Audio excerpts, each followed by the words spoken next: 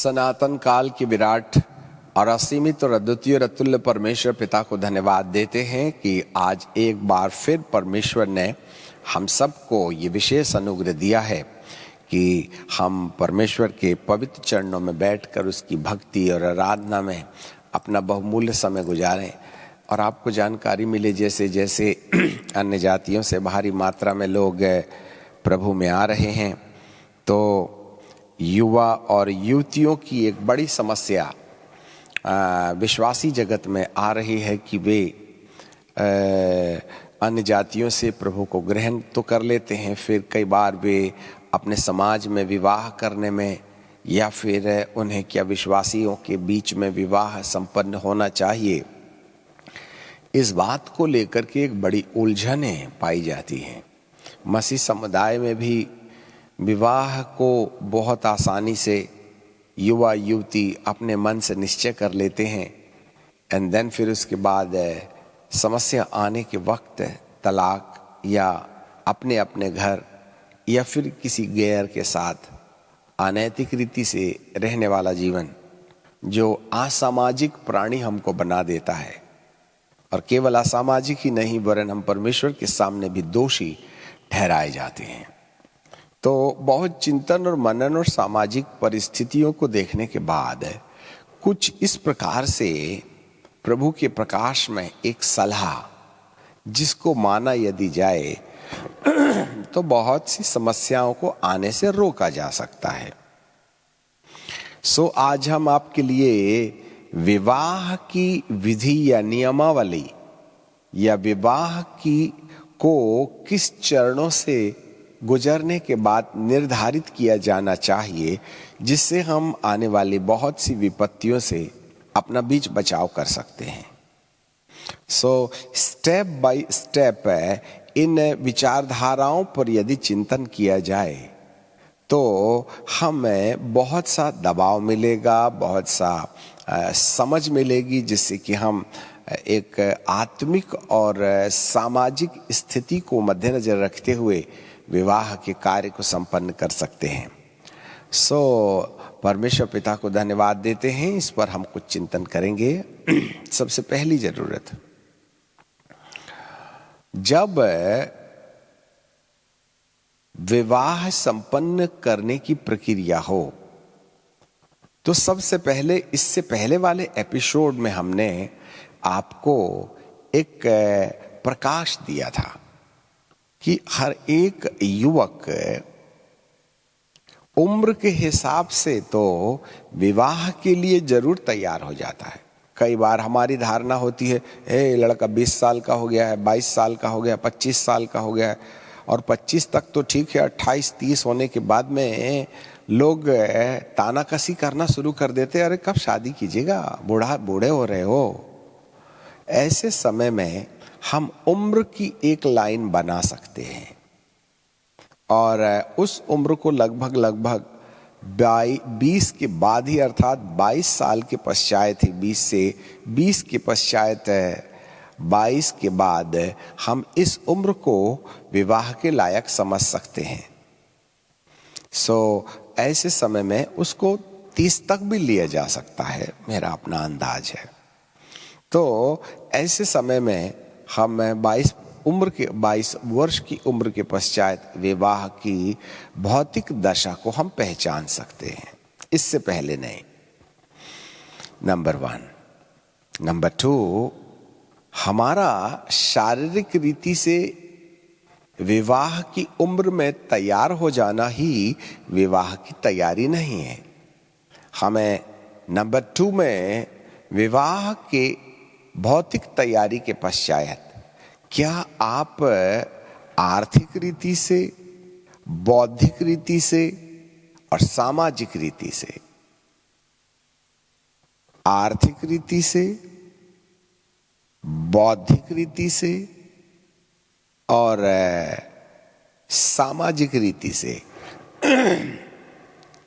And then फिर चौथा आत्मिक रीति से आप विवाह की तैयारी करने में सफल हुए या नहीं, एंड देन फिर इसके बाद अगली कड़ी में हम आ जाते हैं पारिवारिक रीति से। ये 5 स्टेप्स को आपने विवाह के पहले तैयारी की आयाम में जरूर रख सकते हैं।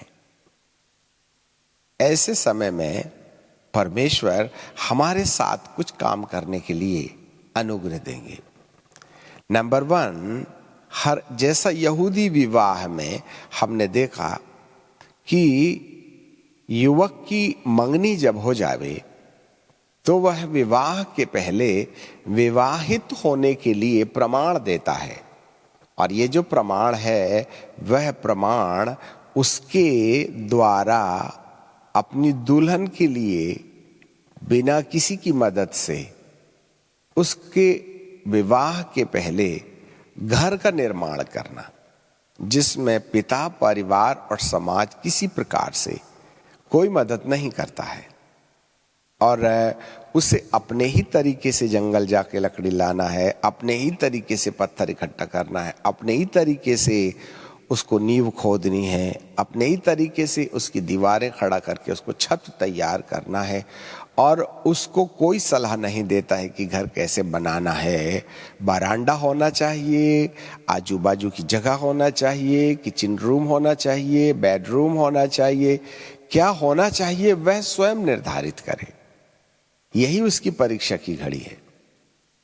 तब पिताश्री आकर के देखते हैं कि मेरे बेटे ने कैसा घर बनाया है। उस समय वह कुछ सलाह दे सकते हैं, और जब ये पिताश्री के भी बाद जब वे सेटिस्फाइड हो जाते हैं बाप और बेटे, तब वे समाज को न्योता देते हैं कि समाज के लोग आकर के देखें कि लड़के ने किस तरीके का घर बनाया है, और फिर लड़की के परिवार के भी लोग तृप्त होना चाहिए कि मेरे होने वाले दामाद ने हमारी बिटिया के लिए एक नियुक्त स्थान तैयार किया है, जिसकी खूबसूरती के आधार पर वह कितना काबिल इंसान है उसकी समझ आ जाती है। समाज और वधू के परिवार ने यदि सिग्नल दे दिया कि बहुत खूबसूरत है, तो वह एक काबिल इंसान है जो बिटिया को पाल सकता है। ये है आध्यात्मिक रीति से परमेश्वर की ओर से निर्धारित रीति। अब ऐसे समय में हमें भी विवाह के पहले हर एक युवक को अपने जीवन की भौतिक तैयारी करनी चाहिए कि वह एक ऐसा व्यापार करे, ऐसा बिजनेस करे। उसकी आमदनी का तात्पर्य, आमदनी कितनी होगी, वह कहाँ घर बना सकता है, कैसे प्लॉट खरीद सकता है, कैसे बंगला बना सकता है। इन सब बातों को आप अपने जीवन के लिए तैयार करें। ये पहली दशा होगी, ये पहली तैयारी होगी। ठीक है। तो सबसे पहले आयाम में हमने देखा कि उसको अपनी उम्र के बारे में पूर्ण जानकारी होनी चाहिए, और यदि वो उम्र में ठीक है, दूसरी तैयारी आर्थिक तैयारी होनी चाहिएगी, और आर्थिक तैयारी के अंदर में उसे कहीं ना कहीं कोई ना कोई व्यापार करने की आवश्यकता है। धन की संपत्ति, धन या धन के आगमन की तैयारी करना है। अधिकांशतः होता ये है कि युवक अपनी आर्थिक तैयारी के बिना इस बात पर आशा लगा के रखता है कि मैं अपनी पत्नी को नौकरी करवा लूंगा, या हम युवक जिनके पास में आर्थिक समस्याओं का अच्छा बलिष्ठशाली माध्यम नहीं होता है, तब हम पत्नी के ऊपर निर्भर करने वाले विचारधाराओं को जन्म देने देते हैं। तो ऐसी दशा में पत्नी यदि विवाह के बाद आपके लिए आर्थिक रिसोर्स का कारण बने, तो पुरुष वर्ग को कहीं ना कहीं अपनी योग्यता से हट करके अधीन होना पड़ेगा अपनी पत्नी के। और ऐसी दशा में पत्नी अधीन रहने के बजाय आप पर शासन करेगी, और यह एक दुखदाई बात होगी। और ऐसी दशा में पुरुष अपना अहम या पुरुष की जो मर्यादा है उसको स्त्री अपने अधिकार में लेगी, क्योंकि उसका अपना सोच होगा कि मैं तुमसे ज्यादा कमाती हूं या तुम मेरे रहमो करम पर पलते हो। इसलिए हर एक युवक को विवाह से पहले अपने आर्थिक रिसोर्सेस को मजबूत करना है, इसकी तैयारी करें। आप मत उलझिएगा, नहीं तो उसका बैग पकड़ के चलना पड़ेगा।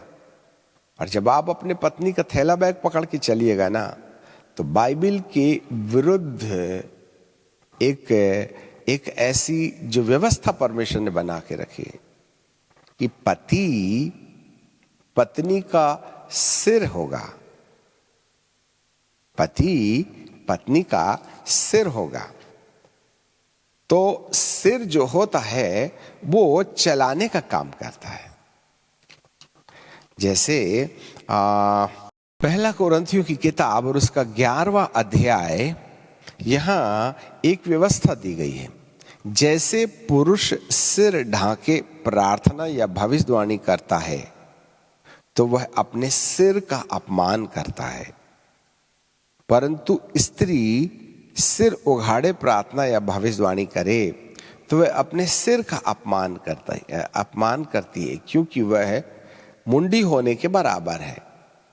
यदि स्त्री ओढ़ना न ओढ़े तो बाल कटा ले, और यदि स्त्री के लिए बाल कटाना या मुंडन होना लज्जा की बात है तो ओढ़नी ओढ़े। हाँ, पुरुष को अपना सिर ढांकना उचित नहीं, क्योंकि वह परमेश्वर का रूप है, परमेश्वर का रूप और महिमा है, परंतु स्त्री पुरुष की महिमा है। स्त्री पुरुष की महिमा है, क्योंकि पुरुष स्त्री से नहीं हुआ, परंतु स्त्री पुरुष से हुई है।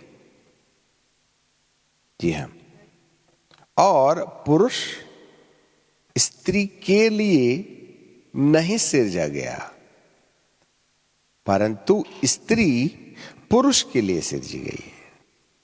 इसका मतलब है पुरुष स्त्री के लिए नहीं, माफ कीजिएगा, पुरुष स्त्री के लिए नहीं, पुरुष को स्त्री की सेवा के लिए खुदा ने तैयार नहीं किया है, परंतु स्त्री को पुरुष की सेवा के लिए तैयार किया गया है। इसलिए स्वर्गदूतों के कारण स्त्री को उचित है कि अधिकार अपने सिर पर रखे, तो भी प्रभु में ना तो स्त्री बिना पुरुष और न पुरुष बिना स्त्री, क्योंकि जैसे स्त्री पुरुष से वैसे ही पुरुष स्त्री के द्वारा। ये सब बातें परमेश्वर से हैं। अब यहां पर बाइबल हमें बताती है कि स्त्री जो है वो शरीर है और पुरुष जो है वो सिर है। तो सिर जो होता है वो शरीर को चलाता है। तो head of the department is the husband, और यदि हस्बैंड को हेड बनना है, सिर बनना है, तो उसके अंदर काबुलियत होना चाहिए, योग्यताएं होना चाहिए, वह देह को संचालित करे। तो सबसे बड़ा संचालन जो है आर्थिक रीति से होता है। इसलिए आर्थिक रीति से मनुष्य के जीवन में मजबूती का आना यह सबसे आवश्यक बात होती है। इसलिए पूर्व काल में जब कभी भी विवाह होता है, विवाह की बातें चलती है, तो समाज के लोग और वधू के लोग पूछते हैं लड़का क्या करता है, नंबर 2 कितना कमाता है, नंबर 3 आमदनी कितनी है। आजकल तो आमदनी जानदनी है, तो वो पूछते हैं ऊपर की कमाई कितनी है और नीचे की कमाई कितनी है, जिससे कि अंदाज लगाया जाए कि बिटिया को क्या वो पाल सकता है कि नहीं। परंतु आज ये चुनाव हमारे लिए समस्या का विषय बन जाता है। अब यहां पर एक कंसीडरेशन है, जब एक सेवक सेवकाई के लिए तैयार होता है तो सेवकाई के लिए सेवकों के साथ में एक अपवाद की बात है। If someone is doing the ministry, तो मिनिस्ट्री में तो आवक का कोई रास्ता है नहीं, वो सर्विस नहीं कर रहा है। ऐसे समय में यदि वो विवाह में आर्थिक मजबूती पैदा करने वाली वधु के साथ विवाह करे, तो इससे पहले कि वो विवाह हो, दोनों में बहुत स्पष्ट रीति से एग्रीमेंट होना चाहिएगा। क्योंकि जिस स्त्री को आप ला रहे हैं सेवक होने के नाते, उससे पहले ही बात कर लिया जाए कि घर चलाने के लिए एक व्यक्ति को काम करना है और दूसरे व्यक्ति को सेवा करना है। सो काम करने वाली जो पत्नी है वो इस बात के लिए सहमत हो कि हम दोनों सेवक हैं। यदि कमाने वाली स्त्री सेवा भाव की नहीं है तो शादी के पहले तक तो हाँ हूं चलेगा, परंतु बाद में समस्या हो सकती है। इसलिए जो वधु है वो सेवा को सेवा समझती है और परिवार को चलाने के लिए जो आर्थिक रिसोर्सेस का काम वो करेगी उसे सेवकाई का भाग समझ करके करे, जिससे कि वे पति को सेवकाई के लिए स्वतंत्र कर सके। ऐसी दशा में ये विवाह आशीषित हो सकता है, याद रखिएगा। परंतु सबके साथ ये बात लागू नहीं होगी। एक सेवक को सेवा करना है तो सेवक को पगार तो मिलेगी नहीं, तो संस्था का बैग पकड़ेगा वो। ऐसे समय में उसे स्वतंत्र करने के लिए पत्नी परिवार की जवाबदारी इसलिए ले कि मैं परिवार की आर्थिक जवाबदारी लेने के द्वारा एक सेवक को फ्री कर रही हूं और ये मेरी सेवकाई का भाग है। Earning the money to earn something, that is the ministry for her husband, for हर।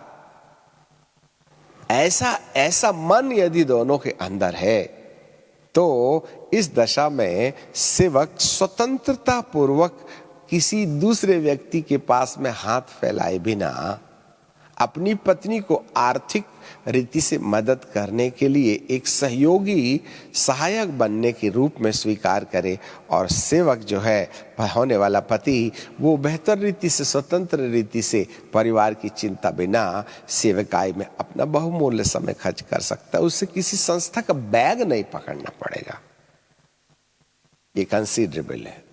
परंतु जो युवक युवती युवक सेवकाई नहीं कर रहे हैं, उनका सेवकाई में परमेश्वर के राज्य में कोई आयाम नहीं है, तो इसकी नकल ना करें। आपको इससे पहले कि विवाह में हाथ लगाएं, आपको आर्थिक रीति से सिर बनना है, जिससे कि आप अपनी पत्नी को उसकी आवश्यकताओं को पूरा करें। नहीं तो हर वक्त ताना सुनना पड़ेगा, क्या लाए हो, मैं कमा के लाती हूं, कभी दिया था एक साड़ी हमको, हम अपने तरीके से खरीदते हैं कमा के साड़ी। तो ये सिर का बेहतर अपमान है, जिससे परमेश्वर का आत्मा भी लज्जित होता है और दुखी भी होता है।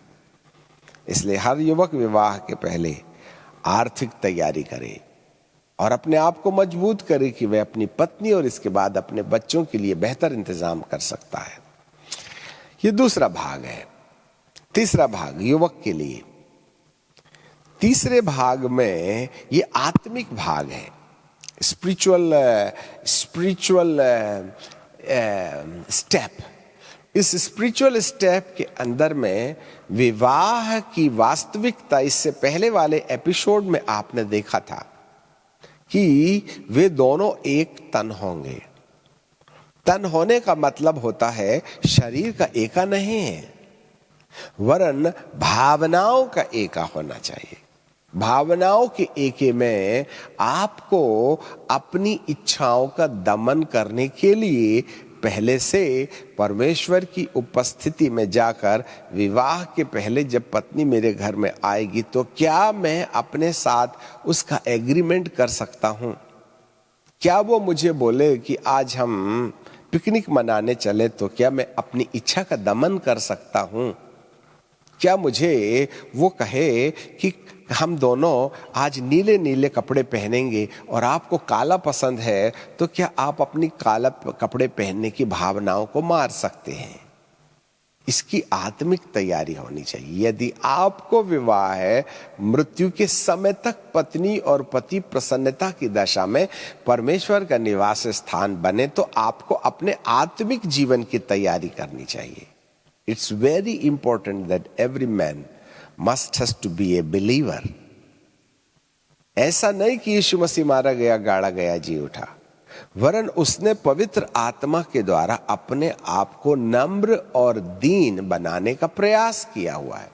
धन्य है वे जो नम्र हैं, क्योंकि वे पृथ्वी के अधिकारी होंगे, और धन्य है वे जो दीन हैं, वे स्वर्ग के अधिकारी होंगे। तो विवाह के पहले पृथ्वी और स्वर्ग कमाना एक युवक का काम है। याद रखिएगा, युवतियों के बारे में बातचीत में बाद में करेंगे। तो हर एक युवक को इस प्रकार की आत्मिक तैयारी करनी चाहिएगी। जी हाँ, कई लोग भौतिक तैयारी कर लेते हैं, कई लोग शारीरिक तैयारी कर लेते हैं, परंतु आत्मिक तैयारी में स्वाभिमान चढ़ बढ़ के बात करता है तो हफ्ता 15 दिन के अंदर में टकराव शुरू होगा, और फिर जो कबड्डी शुरू होगी उसका अंत या तो मृत्यु या हत्या, आत्महत्या या तलाक।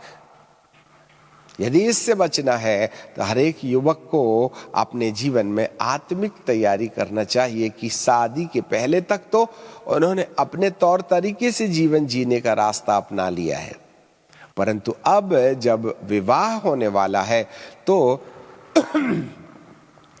हमको कहीं ना कहीं इस बात की जानकारी रखनी है कि हम अब पराधीन होने जा रहे हैं। हमको एक मन होना है, तो हम केवल मनवाएं और मनवाते ही ना रहें, परंतु हमको मानने के लिए भी तैयार होना है। जी, आज आप ऑफिस मत जाइएगा, आज हम अपने परिवार के साथ बैठ के प्रार्थना करेंगे। क्या आप छुट्टी ले सकते हैं? तो आपके पास में कामकाज की बहुतायत के कारण जो आपका मन है ना, जो आपने ऑलरेडी डिसाइड किया है, वहां आपने आज छुट्टी ले सकते हैं, ऐसा करके एडजस्ट करने का मन आपके अंदर में कैपेसिटी के रूप में होना चाहिएगा। आपकी पत्नी कभी नाराज नहीं होगी, क्योंकि जिंदगी का रिश्ता है। अब रोज छुट्टी ले लीजिएगा, आज हम पिकनिक मनाए, तो आप खड़े हो सकते हैं। ये रोज नहीं चलेगा, एक बार हो गया तब आपको अपना सिर काम में लाना पड़ेगा। अधीन विवाह के लिए मानने की टेंडेंसी हमारे जीवन में डेवलप होनी चाहिए। ये आत्मिक तैयारी है। अपने मन के नवीनीकरण के लिए ध्यान दीजिएगा कि परमेश्वर जैसे मुझे जो बोलता है वैसे मैं करता हूं, वैसे ही मेरी पत्नी जब कभी कोई सलाह दे तो उसको सुनना भी है और मानना भी है। कई बार हम सुनने के लिए तैयार नहीं रहते। हाँ, चलिए बात मत कीजिएगा, ज्यादा सिखाइएगा मत, आप अपनी जगह पर रहिएगा, हमको समझता है, हम पति हैं, हमको मालूम है कैसे संसार चलाना चाहिएगा। ये वाली जो स्वाभिमानी टेंडेंसी है आपके परिवार के अंदर में कलह पैदा करेगी। भले ही उसकी बात ना मानो, पर सुनो तो सही। आप तो सुनने के लिए तैयार नहीं। पत्नी ने एक लाइन क्या बोल दिया, फिर देख लीजिएगा 1.5 घंटे का भजन सुनाते रहते हैं हम लोग। तो सुनने वाले कान चाहिएगा, ये तैयारी है। आप पहले से प्रैक्टिस कीजिएगा, मत करो शादी, ज्यादा अच्छा रहेगा। कबड्डी खेलने से पहले कम से कम आप फ्री तो हो, कहीं भी घूमने जा सकते हो। जी हाँ, और एक बार गले में पत्नी लिपट गई तो फिर आपकी ये जो टेंडेंसी है नहीं मानने की, आपकी जिंदगी के लिए तकलीफ का विषय बन जाएगी। Humble yourself. इसलिए हर एक युवक विवाह के पहले नम्रता और दीनता की सत्यता को अपने जीवन के अंदर अपनाए और माने जाने का आदी बन जाए। जी हाँ, परंतु बुद्धिमानी के साथ। वो नहीं कि आइए दारू पीजिएगा तो आपने टिका लिए बॉटल, जी नहीं, बुद्धिमानी से जो जायज है उस पर उसकी सुन करके उस पर चिंतन मनन किया जाए और उसको डायरेक्ट ना बोलने के बजाय उसको समझा दिया जाए कि इसमें ये नुकसान होगा, मुझे आप मुझे मेरे साथ एग्रीमेंट होना चाहिए। नहीं तो फिर वो एक ही गाना गाएगी, आपको तो हमारी भावनाओं का ख्याल ही नहीं है। यदि आप उसके साथ सहमत नहीं हैं तो उसको कन्विक्स करें कि ये सही है ये गलत है, आप ही बताइए कौन सा सही है, हम कौन सा रास्ते का चुनाव करें। इसलिए विवाह के पहले परमेश्वर से बुद्धि की याचना करें। कई बार पत्नी कुछ सलाह देती है, चलिए आज हम बगीचा लगाएंगे, आज तुम्हें लगा लो, दिमाग खराब करते हो, इधर ऑफिस से फुर्सत नहीं, दिमाग बगीचे की बात करते हो। ऐसा करके फिर महाभारत शुरू हो जाएगा। हाँ, कहाँ लगाना चाहिए? ओके, यहाँ लगाना चाहिए। कितनी बड़ी जगह है? ओके, इतनी बड़ी है। और मेरी कार कहाँ खड़ी रहेगी? आप ही बताइए। उसको सोचने दो ना। आप अपने दिमाग से सोचकर कि उसको कंडमनेशन में मत लाइएगा, वर वो उसको एग्री कीजिएगा कि यहां बगीचा नहीं लग सकता है, यहां कार खड़ी होगी, ये पेड़ गिर सकता है, यहां ये काम हो सकता है, इससे ये नुकसान होगा। और यदि वो कन्विक्स हो जाए, हाँ सही बात है, मेरे दिमाग में तो ये बात आई ही नहीं थी, तो आपके साथ एग्रीमेंट हो जाएगा। और तो ऐसे समय में बगीचा बनाने का प्रस्थान जो प्लान है वो प्रस्थान कर पाएगा, तो आपके बीच में क्रैक्स नहीं होंगे, प्रेम बना रहेगा। इसलिए आपको मानना है या समझाना है, ऐसे तरीके से आप उसके दिल को चोट दिए बिना अपने प्यार को उसके दिल में बनाए रख सकते हो। इसके लिए आपको आत्मिक तैयारी करनी पड़ेगी। वंडरफुल। आगे चलें। जब आप आत्मिक रीति से तैयार हो जाएं, तब आप चौथे पॉइंट में यह है कि हम अपने पापा मामा से अपने दिल की बात कह सकते हैं। पापा मामा, आई एम रेडी। आप चाहे तो मेरी जिंदगी के नए मोड़ के विषय में सोच सकते हैं। Tell your daddy, parents, now I am ready. Daddy, I am not ready. मेरी उम्र देख के शादी मत करो, मैं आर्थिक कमजोर हूं, मैं आत्मिक कमजोर हूं, मुझे एक साल और दीजिएगा, यहां मैं अपने आप को तैयार करूंगा। पापा ने जो बोला कर लिया, लड़का 22 साल का हो गया, कर लो शादी। नहीं नहीं नहीं, आप अपने माँ बाप को सलाह दे सकते हैं कि 1 साल और रुकना पड़ेगा, या आप कह सकते हैं कि हम तैयार हैं, हमारी ये तैयारी बाकी रह गई है, इसके लिए मुझे समय दीजिएगा।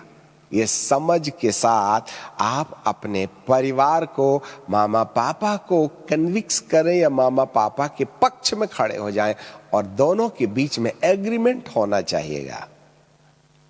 और जब दोनों तैयारी में आ जाएं, जब युवक की 4 तैयारियां हो जाएं, तब मामा पापा की सहमति के बाद हम विवाह की बातों के बारे में चिंतन करें। ठीक है ना? अभी हम पुरुष वर्ग की लाइन में चल रहे हैं, फिर स्त्री वर्ग की लाइन में चलेंगे। अब विवाह के वक्त सबसे पहले युवक की ये जवाबदारी होती है कि आप मेरे लिए अपनी सूझबूझ के आधार पर, अपनी अनुभवी बुद्धि के आधार पर मेरे लिए दुल्हन का इंतजाम कर सकते हैं। यह सामाजिक प्रथा है। अरेंज्ड मैरिज होना चाहिएगा। ठीक है? अब यहां पर आप अपनी दुल्हन खोजने की जवाबदारी सबसे पहले मामा पापा को दे दें। ठीक है? यदि मामा पापा 5वें पॉइंट पर एग्री हो जाते हैं, ठीक है, आपको चिंता करने की जरूरत नहीं है, हम इंतजाम करेंगे, उसके लिए इंतजार कीजिएगा। ठीक है? और मामा पापा यदि कोई चुनाव करते भी हैं, 6वां पॉइंट, मामा पापा यदि कोई चुनाव करते भी हैं तो वे अपने आप में फाइनल ना कर लें हमको ये लड़की पसंद आई है। आपने, अर्थात मामा पापा ने बच्चे के सामने इस बात को रखना है, हमारी समझ से ये कैसी रहेगी, ये कैसी रहेगी? तो वो एग्रीमेंट दे, यस आपका चुनाव नंबर 1 है। यदि बेटा कहेगा नहीं नहीं नहीं मुझे कुछ समझ नहीं आ रहा है, तो माता पिता को अपने बेटे की सलाह माननी चाहिए। ठीक है ना? अभी उसका और भी पॉइंट है, दोनों की एग्रीमेंट्स होनी चाहिए। ठीक है ना? अब एक और बात हम आपको बताना चाहते हैं, जब कभी भी कोई मामा पापा अपने बेटे के लिए कोई कन्या लाना चाहते हैं, स्त्री लाना चाहते हैं, वधू लाना चाहते हैं, तो इससे पहले कि आप उसकी देखा चाही पर उसके घर जा पड़े, आपको बाहर ही बाहर इस बात के बारे में पहले से ही अंदाज ले लेना चाहिए और पति पत्नी अर्थात मामा पापा आपस में विचार करें, कैसी रहेगी 1, कैसी रहेगी 2, कैसी रहेगी 3। ऐसा करके अन्य अन्य अन्य अन्य लड़कियों के बारे में आप अकेले में चिंतन मनन कर सकते हैं, इससे पहले कि आप सीधे जाएं और बातचीत करने लगे और हाँ ना के लिए इंतजार करें। आपको युवतियों को दूर ही दूर से देखना चाहिएगा, चाहे वह क्वालिटी वाइज हो, चाहे रूप रंग में हो, चाहे कमाने धमाने में हो, चाहे उसके परिवार का जो बैकग्राउंड है उस बैकग्राउंड के रूप में हो। आप डायरेक्ट उनसे बातचीत करने के बजाय आप आगे पीछे दायां बायां देख करके आप अपने आप में पहले ही जांच परख लीजिएगा मामा पापा।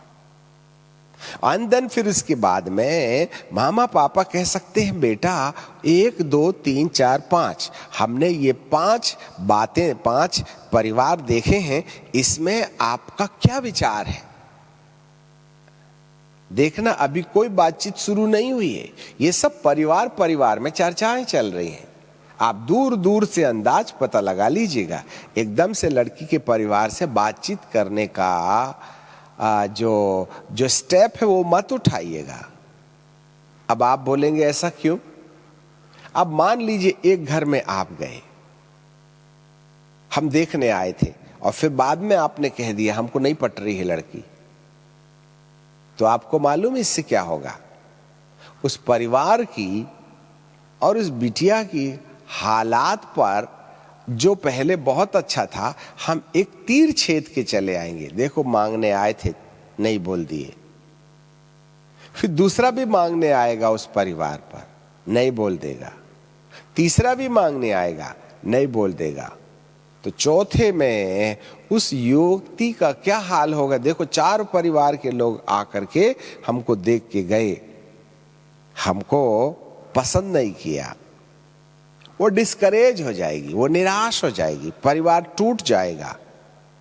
कहीं ऐसा ना हो इन तमाम बार युवा वर्ग के लोग आकर के उसको ना ना ना ना ना ना कह दे, तो कहीं वह निराशा में इस दशा पर ना चली जाए कि मैं शादी नहीं करूंगी या फिर आत्महत्या कर लूंगी। क्यों मुझको लोग पसंद, कौन सी कमी मेरे अंदर है? जबकि कमी वगैरह का कोई कारण नहीं है। ये युवा परिवार की अज्ञानता के कारण किसी मासूम के दिल को हम जलते हुए तीर डालने का रास्ता बना सकते हैं। इसलिए युवा वर्ग के पेरेंट्स लोगों को बड़ी बारीकी के साथ में इस बात पर ध्यान रखना चाहिएगा, आप किसी के दिल को तोड़ने वाले व्यक्ति ना बने। यदि आपको पसंद है तो जाके बात करें, नहीं है तो जाके पसंद करने की बात ना करें। और यदि आप ना बोल देंगे तो आप एक समाज में, एक परिवार में तोड़ने के लिए, उनके लिए ठोकर का कारण बन जाएंगे। It's very important.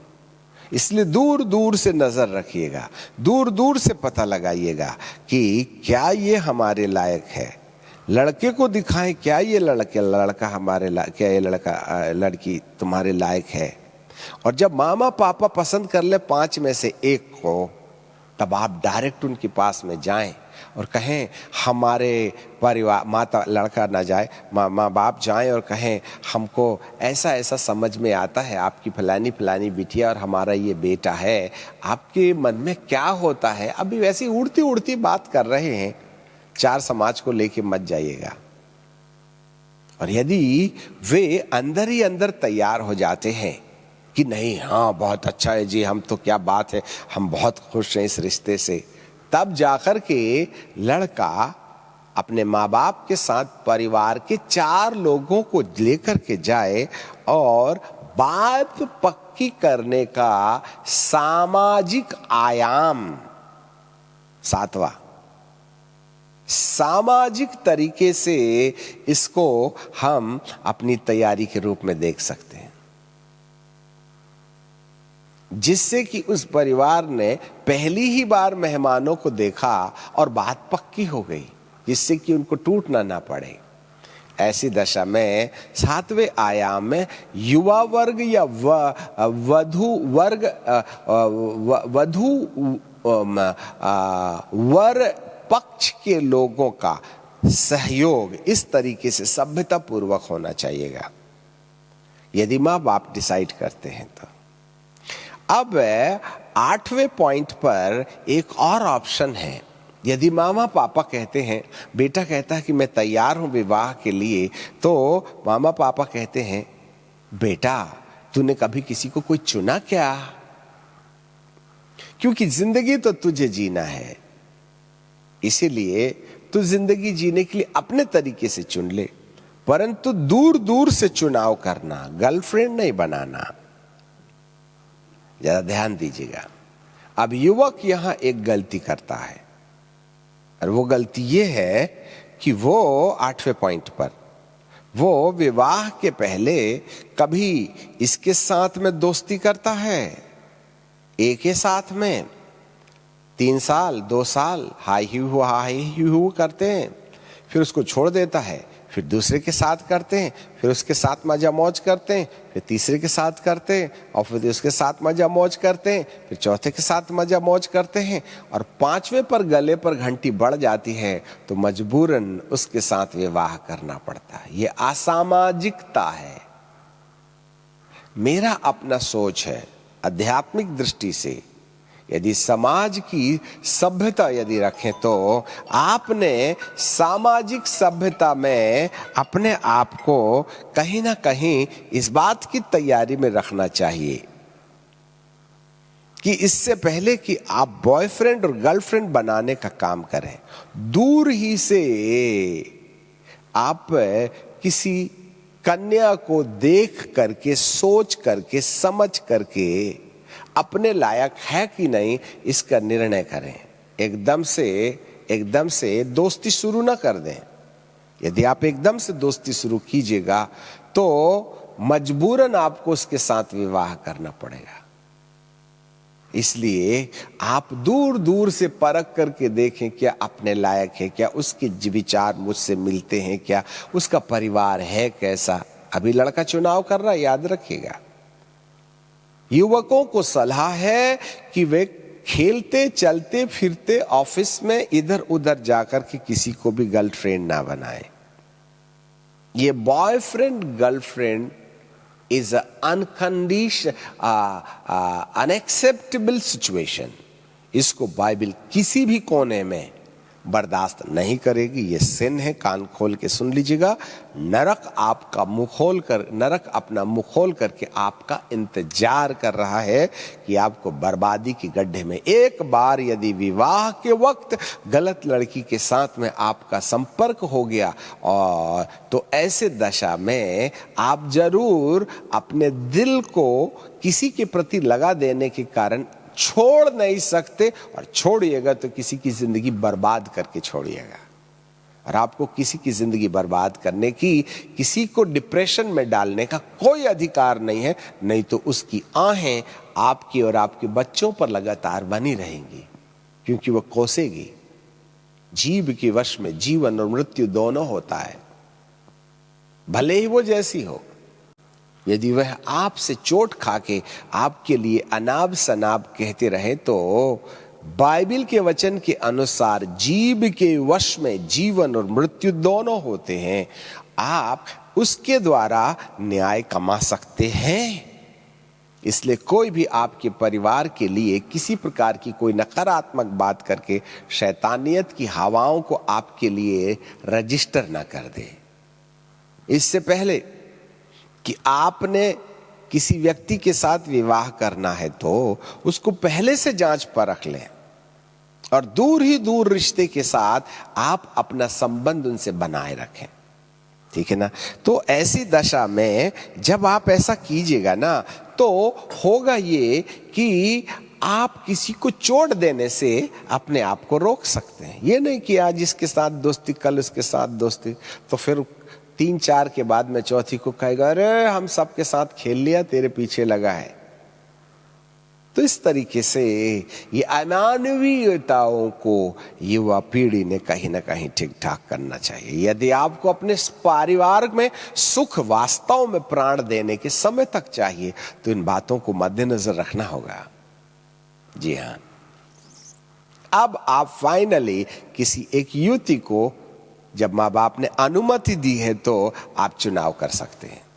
उसको बाहर से देख लें और जब बाहर से देखने के बाद जब आपको कोई विशेष युवती समझ में आ जावे, चुनाव लड़का कर रहा है, तब अपने मामा पापा के पास में जाए, पापा मुझे एक लड़की पसंद आ रही है, आप थोड़ा सा उस पर चिंतन मनन कीजिएगा ना। अपने तरीके से सूझबूझ से बाहर आप इसको परख लीजिएगा कि कहां तक ये सही है। आप अकेले चुन मत लीजिएगा, माँ बाप को बताइए मुझको फलानी अच्छी लग रही है। तब होगा ये कि वो कहीं ना कहीं अपने माँ बाप के साथ एग्रीमेंट हो गए। तब माँ बाप लोग बाहर जाकर के उसका पूरा देख परख लगे। और जब लड़का और लड़की दोनों की दोनों एग्रीमेंट हो जाएं, तब जाके आप सीधे जाइए परिवार के साथ में माँ बाप को भेज दीजिएगा, आपकी फलानी बिटिया है, बच्चा शायद पसंद करता है, बिटिया को पसंद है या नहीं, आप उनसे सलाह ले लीजिएगा। ये लड़के का फोटो है, ये वो करता है, ये बायोडेटा है, आप इस पर चिंतन कर सकते हैं।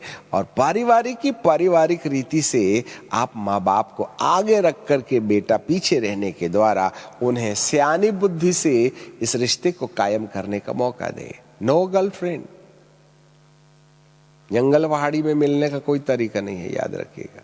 No consideration at all, otherwise परमेश्वर की दृष्टि में आप गुनहगार हो जाइएगा। राइट। अब इसके बाद में तो होगा ये कि माँ बाप यदि तैयार हो जाते हैं लड़की के, तब का वाह ठीक है। ऐसे समय में युवक और युवती बुजुर्गों के ही सामने कुछ अलग मैदान में बिल्कुल स्पष्ट उजियाले में बैठ करके अपने विचार का आदान प्रदान करें। उसको मोटरसाइकिल में ले जा करके पिक्चर दिखाने ले जाइए मत, उसकी भी मर्यादा है। उन्हें है ना कमरे में मत छोड़ दीजिएगा। माँ बाप ऐसा बैठे रहे, वो मैदान में लड़का लड़की की 2 चेयर रख दें, थोड़ा अंतर रखें। अब आप अपने विचारों को एक दूसरे के सामने रख सकते हैं। तुमको क्या पसंद है, तुमको ये पसंद नहीं है क्या, मैं नौकरी छोड़ूंगा, या मेरा इतना पगार है, या मेरे दिमाग में ये भविष्य है। लड़की कह सकती है, लड़का कह सकता है, यदि हमको एक साथ रहना है तो नौकरी छोड़ने के लिए तैयार हो क्या? हाँ नहीं है तो आप ठीक है, यदि आप नौकरी नहीं छोड़ेंगे तो हम कैसे एडजस्ट करेंगे, कहाँ घर लेंगे, कहाँ कैसा क्या होगा। ऐसे घंटे 2 घंटे आप अपनी अपनी विचारधाराएं एक दूसरे के सामने बिना लव का प्रकरण किए बिना आप बिल्कुल सफाई के साथ में अपनी अपनी बातें एक दूसरे के सामने रख सकते हैं। और यहां दोनों को स्वतंत्रता पूर्वक अपना अगला भविष्य कैसे बनाना है, इस बात का निश्चय करने का मौका माता पिता दें। अकेले में नहीं, अपने सामने में, छुप के नहीं, ओपन मैदान में, वो पेड़ के नीचे जाइए और थोड़ा अंतर रखिएगा। चिपक के मत बैठिए, आमने सामने बैठिए। इज्जत का सवाल है, सामाजिकता है और आत्मिकता है। और जब दोनों के ख्याल एक दूसरे से मिलने लगे तब वे दोनों की दोनों अपने माँ बाप को आकर के बताएं। उसका विचार मुझे बहुत अच्छा लगता है और हम लोगों ने डिसाइड कर लिया कि हम किस तरीके से भविष्य में अपना पारिवारिक जीवन चला सकते हैं। वंडरफुल। इस एग्रीमेंट के बाद दोनों को वक्त वक्त पर फोन पर बात करने की स्वतंत्रता होनी चाहिए। 9वां point, now you can start your talk. Love you नहीं करने का, गंदी बात नहीं करने का, सेक्सुअल बातें नहीं करने का, नहीं तो इमोरल हो जाइएगा। कैसे हैं आप? बहुत अच्छा। खाया पिया सोया, कैसा चल रहा है, पढ़ाई कैसी चल रही है, एक दूसरे की खैर खबर रखें। अकेले में मिलने का सपना ना देखें। Listen me carefully. अकेले में मिलने का सपना ना देखें, नहीं तो परमेश्वर की दृष्टि में अनर्थ हो सकता है। आप पारिवारिक रीति से सब माँ बाप के सामने ऐसे आमने सामने बैठ करके बातचीत कर सकते हैं। आप दुल्हन के घर में जा सकते हैं, मतलब लड़की के घर में जा सकते हैं, घंटे 2 घंटे बातचीत कर सकते हैं। मम्मी थोड़ा होने वाली मम्मी थोड़ा बात करना है हमको, घंटे भर थोड़ा बैठेंगे, हम लोग चर्चा करेंगे। You can start your love mentally, you can be unite विवाह के पहले। फिजिकली नहीं, छूछा नहीं करना, अपना मन एक दूसरे के प्रति लगाएं। एंड देन फिर जब सब कुछ एग्रीमेंट हो जाए तब मंगनी का कार्यक्रम संपन्न कर दिया जाए। 10वां पॉइंट, जब मंगनी हो जावे तो मंगनी के लिए युवक युवती के माता पिता के साथ लड़के के समाज के लोग आ जाएं और युवती के साथ माँ बाप के साथ उनके लड़की के समाज के लोग आ जाएं। और हम दोनों परिवारों ने, युवा युवतियों ने यह निश्चय कर लिया है कि हम विवाह के लिए तैयारी के लिए एक दूसरे को रिजर्व कर देना चाहते हैं, जिसको आप फलदान भी कह सकते हैं, मंगनी भी कह सकते हैं, रिजर्वेशन भी कह सकते हैं।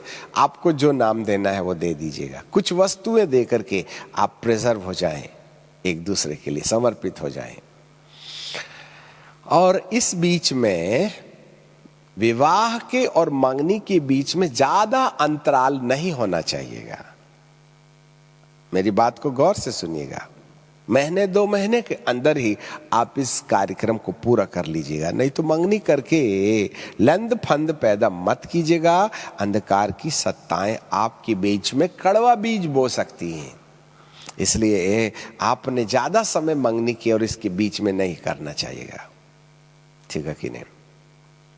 फिर इसके बाद में विवाह की तारीख नियुक्त कर दी जाए और विवाह की तारीख नियुक्त करने के बाद में विवाह की तारीख नियुक्त करने के पहले आपको एक बात का ख्याल रखना चाहिए। ये बातें मंगनी के वक्त भी की जा सकती है कि आपकी कोई डिमांड है क्या, लड़की की, लड़के की कोई डिमांड है क्या। इस बात का स्पष्टीकरण बहुत साफ होना चाहिएगा। जरा समाज के सामने, 4 लोगों के सामने जब मंगनी की बात पक्की हो रही है, उसी समय लेने देने की बातों में बिल्कुल स्पष्ट वायदा होना चाहिएगा। नहीं तो शादी के बाद कहेंगे लड़का केक नहीं काट रहा है, कार लाइएगा। जो साइकिल नहीं खरीद सकते कार कहां से देंगे। इस प्रकार से आप अपने रिश्तों को बिगाड़ सकते हैं। नहीं सर, आप जो भी देंगे ठीक है, एक मोटरसाइकिल भी दे दिए तो ठीक है, बनेगा तो ठीक है, नहीं है तो छोड़ दीजिएगा, ठीक है।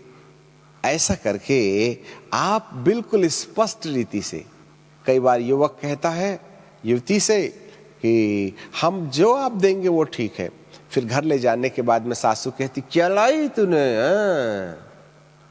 फिर वहां पर फिर वो चिढ़ करके कहती है ठीक है, मैं दहेज प्रथा में तुमको 36 लाख की बिल्डिंग दिखाती हूं। फिर जो दानवीय तांडव परिवार के अंदर होगा वो किसी से नहीं सुलझेगा, याद रखिएगा। इसलिए लेने देने के बारे में मंगनी के वक्त ही, जब मंगनी कंप्लीट नहीं हुई है, उसी समय आप इस बात को फाइनल कर सकते हैं। इसी समय भी टूटी जा सकती, तोड़ी जा सकती है। भाई देखो, हम कार तो नहीं दे सकते, लड़की वाला कहता है, आप कोई दूसरा रिश्ता देख सकते हैं, क्योंकि है ही नहीं उसके पास। हवाई जहाज मांग लिया, 1 एकड़ जमीन मांग लिया, इतना किलो सोना मांग लिया। मांगने के बाद यदि सोना चाहिए बोल करके बात होगी तो बात बिगड़ जाएगी। लड़का लड़की कभी सुख से नहीं रह पाएंगे। उनके दिमाग के अंदर में जरूर कहीं ना कहीं शंका पैदा हो जाएगी कि इसकी माँ ने, इसके परिवार ने, इसने इस प्रकार की बातें की है।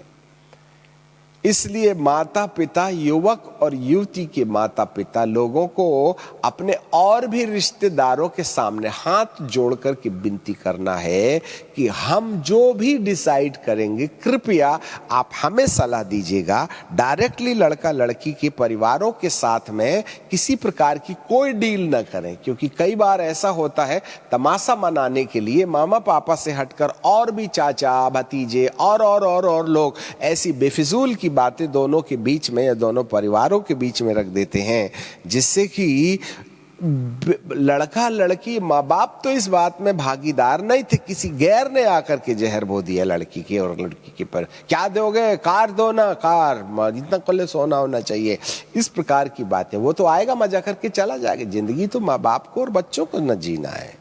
इसलिए दोनों परिवार के लोग अपने रिश्तेदारों से हाथ जोड़ करके विनती करके कह दें कि जो भी सलाहें हैं आप हमें दें। डायरेक्टली उनके साथ डील करने के बीच में कहीं हमारे और उसके बीच में किसी प्रकार की कोई विपरीत परिस्थिति ना हो जाए, इसलिए अपने अपने रिश्तेदारों को डायरेक्ट डील करने के लिए मामा पापा प्रतिबंधित कर दें, जिससे कि जो भी निश्चय करेंगे वे माँ बाप करें, जिससे कि अन्य लोग कई बार हमारी जिंदगी में जहर घोलने का काम कर सकते हैं। इसलिए no consideration from outsider to deal the situation, क्योंकि आपको हमेशा हमेशा के लिए रिश्ता बना के रखना है, ठीक है। और कोई दूसरे परिवार के लोग कई बार हमारे बच्चे सुख से नहीं रहना चाहिए बोल करके उलूल जुलूल बातों की डिमांड रख देते हैं, जिससे कि इन दोनों परिवारों में क्रैक्स आ जाते हैं।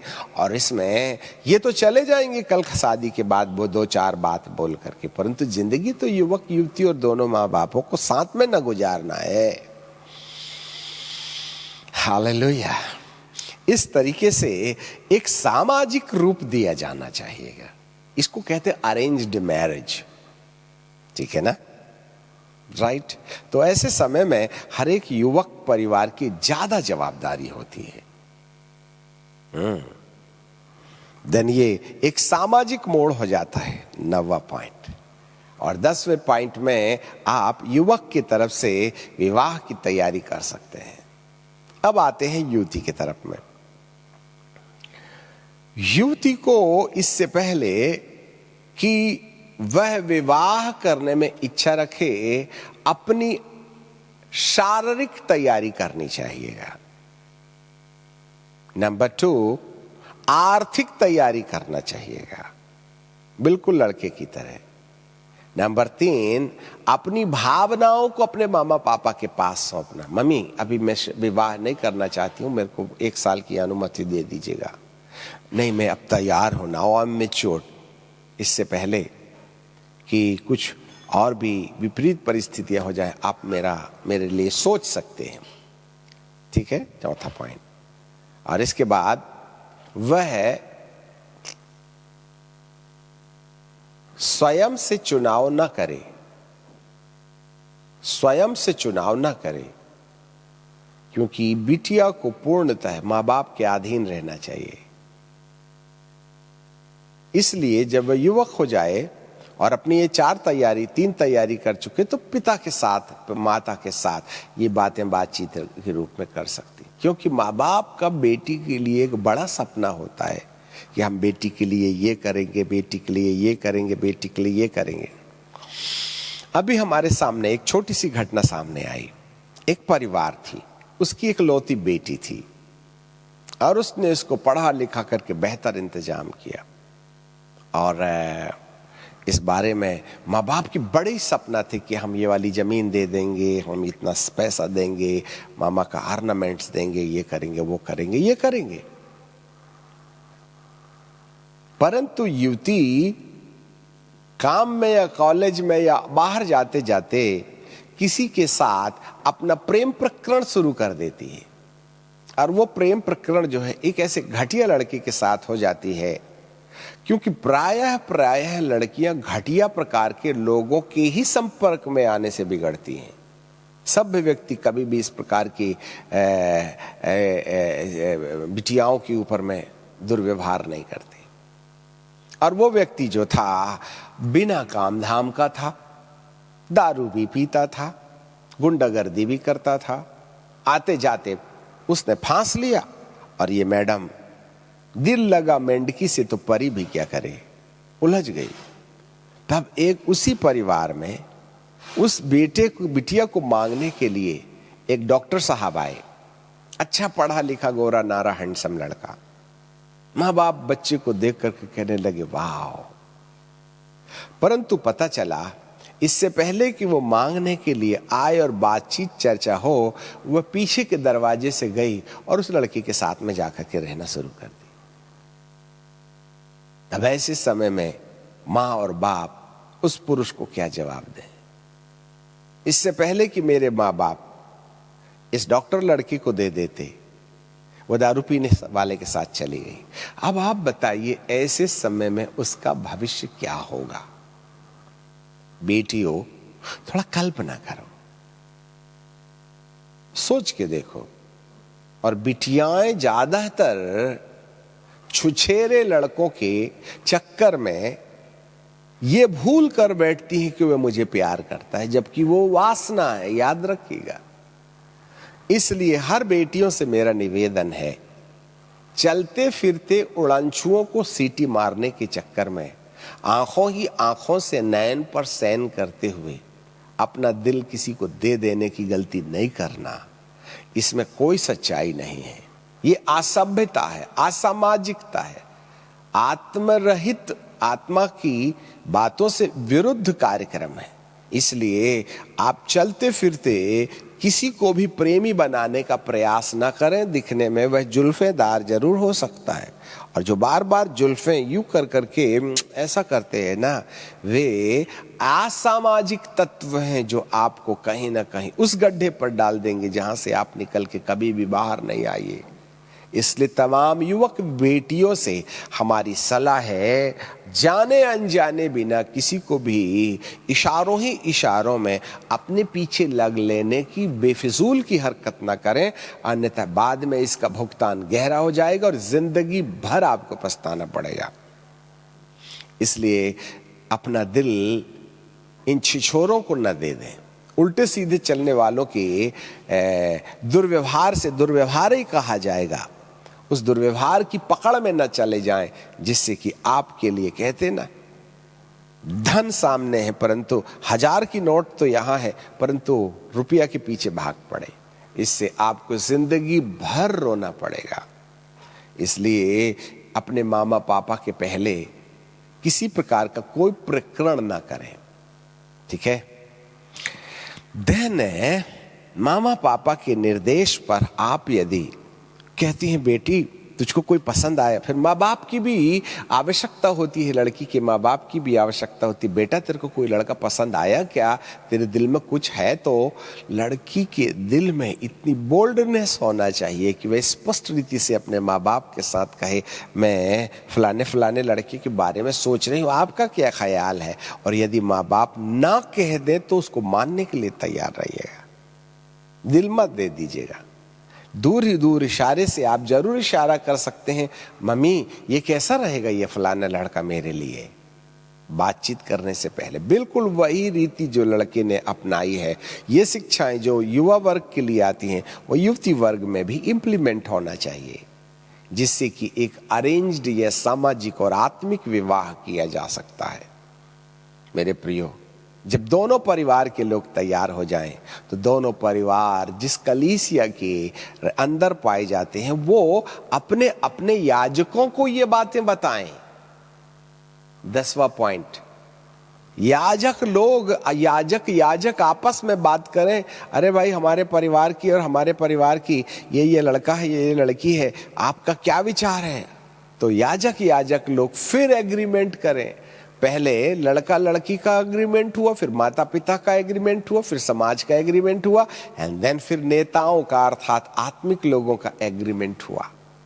और इन चारों के एग्रीमेंट के बाद में जब विवाह होगा ना सर, तो वहां स्वर्गदूत बाराती बन करके आएंगे, क्योंकि सब कुछ पारदर्शी और बहुत स्पष्ट और वचन और सामाजिक अधीनता में पाया जाता है।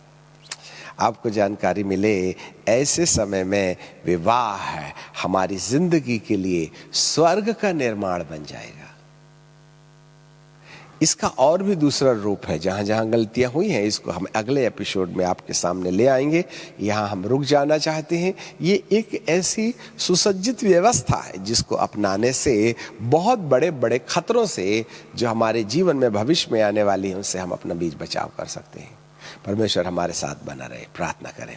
सनातन काल के विराट परमेश्वर हम सबको सद्बुद्धि दीजिएगा, जिससे कि ये बातें हमें समझ में आए और हम विवाह में अक्सर कर इन बातों को बाईपास कर देने के कारण अज्ञानता में जिस प्रकार की समस्याओं में उलझ जाते हैं उससे हम बीच बचाव कर सकते हैं। पिताजी, हम आपको धन्यवाद देते हैं, इस ईश्वरीय बुद्धि पर अपनी दया दिखाइए, यीशु नासरी के नाम से, आमीन।